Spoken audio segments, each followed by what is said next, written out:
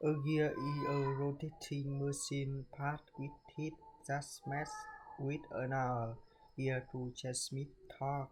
Its main functions are to change speed, direction, and force in mechanical systems. There are three common types of gear: spur gear, helical gear, and bevel gear. Spur gear have straight teeth and are used for simple parallel shaft systems. Helical gears have angled teeth, offering smoother and quieter operation. Bevel gears are cone-shaped and transmit motion between intersecting shafts. Their gears are widely applied in automotive transmission, industrial machines, and elevator or power tools.